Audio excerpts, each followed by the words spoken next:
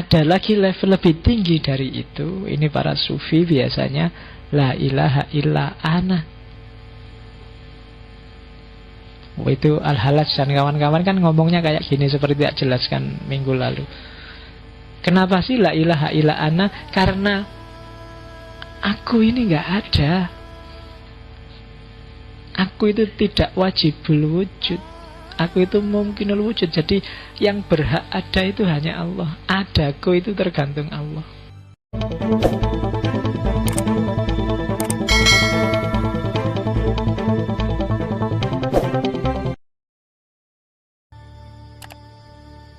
Lima jenis tauhid itu. Yang paling atas adalah yang paling jauh, dan yang paling bawah adalah yang paling dekat. Yang paling atas, la ilaha illallah. Ini tauhid kita, tauhidnya orang awam. Ya, ini agak panjang. Kalau ada waktu saya ingin mengulang Ghazali untuk ngajari gimana caranya jadi orang awam yang benar. Karena di antara para sufi dan filosof yang mengorbankan puncak ekstasenya kemudian turun ke wilayah awam itu Ghazali. Itu yang bikin kita lebih sreg baca buku-bukunya Ghazali, lebih nyambung kalau baca kitab-kitabnya Ghazali. Karena Ghazali sendiri berusaha untuk nulis sesuai logikanya orang awam. Dan kalau Ghazali punya teori sendiri gimana caranya jadi orang awam yang baik. Oh, itu tidak gampang ya. Nggak banyak di antara kita yang ngerti. Kabeh pengen dadi kiai, pengen dadi wali, pengen levelnya tinggi. Sebenarnya kalau kita sudah sadar level kita itu ya awam. Cuma gimana caranya kita jadi awam yang baik itu harus belajar juga. Nanti kita pakai Ghazali. Kalau di Surawardi, la ilaha illallah itu tauhidnya awam. Tiada Tuhan selain Allah. Di atas itu ada la ilaha illahu. Sudah nggak pakai lagi konsep Allah. Karena Allah itu identitas, itu konsep. Kristen juga pakai Allah, meskipun sama orang Malaysia dilarang. Banyak agama juga pakai istilah yang deket-deket sama istilah Allah. Pakai ilah, pakai Yahweh, pakai sebenarnya secara bahasa deket. Ketika masih pakai Allah itu berarti masih konseptual, masih sangat jauh. Agak lebih dekat kalau la ilaha illahu. Tidak ada Tuhan selain dia. Dia pokoknya dia itu tidak terkatakan zatnya. Itu la ilaha illahu. Tidak ada Tuhan selain dia. Tidak lagi Allah. Karena begitu saya ngomong Allah kan yang muncul di kepalamu konsepmu sendiri tentang Allah. Jangan-jangan tidak kayak gitu loh Allah itu. Nah, makanya orang yang lebih dalam, lebih tinggi dari la ilaha illallah, katanya Surawardi yang bilang la ilaha illahu. Di atas itu ada la ilaha illa anta. Kalau hu itu kan masih jauh, tiada Tuhan selain dia. Tapi kalau sudah anta, tiada Tuhan selain engkau, sudah di sini kan orangnya. Engkau itu loh, sudah bisa ditunjuk. Kalau hu masih di sana, dia adalah Tuhanku. Tapi kalau sudah engkau, sudah dekat. Jadi la ilaha illa anta. Tiada Tuhan selain engkau. Kalau sudah anta, kita sudah berdua, sudah jejer. Kalau masih hu, dia masih jauh. Ada lagi level lebih tinggi dari itu. Ini para sufi biasanya la ilaha illa ana. Itu Al-Halaj dan kawan-kawan kan ngomongnya kayak gini, seperti tak jelaskan minggu lalu. Kenapa sih la ilaha illa ana? Karena aku ini gak ada.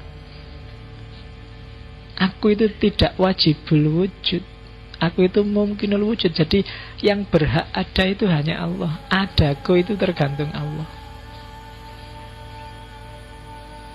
Jadi semua alam semesta ini adalah manifestasi dari adanya Allah, termasuk diriku. Jadi tidak ada Tuhan selain aku sendiri. Ini di dalam diriku ini ada Allah. Kenapa? Ya orang-orang ini sudah melenyapkan dirinya. Aku bukan kok aku ini, karena aku sendiri sudah nggak ada. Yang ada tinggal Allah. La ilaha illa ana. Kayak Al-Halaj kemana loh. Katanya Al-Halaj kan dalam diri manusia ada dua aspek. Ada aspek manusiawi namanya nasut, ada aspek ilahi namanya lahud. Orang-orang ini sudah membuang nasutnya. Semua dimensi kemanusiaan tak buang. Kenapa? Karena aku sedang gabung dengan yang sejati. Ketika nasutnya disingkirkan, tinggal lahudnya. Kalau tinggal lahudnya, Allah bisa masuk. Kita kompatibel sama Allah sudah nyambung. Ketika masih ada nasutnya, nggak bisa kita nyambung sama Allah. Tapi begitu nasutnya disingkirkan, nafsu, materi dibuang semua, yang tersisa tinggal lahudnya. Kalau tinggal lahudnya, Allah bisa halah, bisa masuk. Itu kan yang disebut ajaran hulul.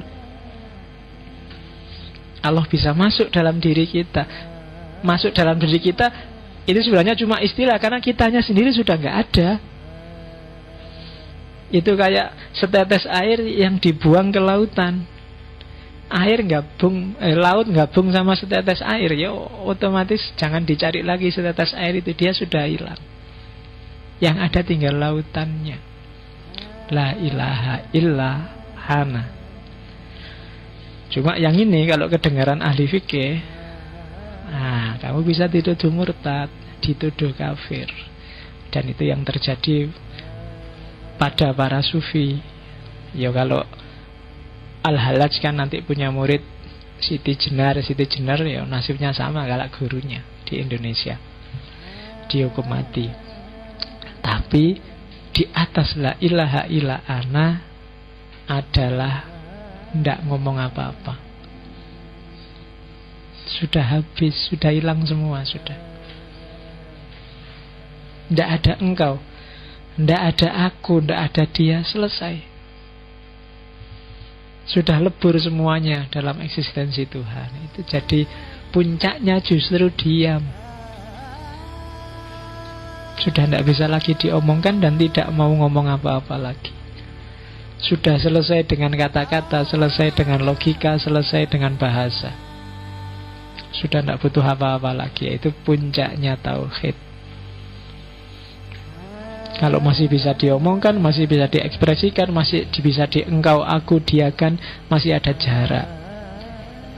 Termasuk ketika masih ada ana, masih ada aku, masih ada jarak. Puncaknya justru tidak usah ngomong apa-apa, sudah habis, selesai semuanya, tinggal Allah saja. Aku yang ngomong ana juga sudah nggak ada, sudah habis, sudah hilang. Nah, itu puncaknya tauhid. Apa sih aku ini, siapa sih aku ini, wong aku ini nggak apa-apa, harusnya sudah habis dari dulu kalau Allah nggak ngizinin aku, jadi selesai.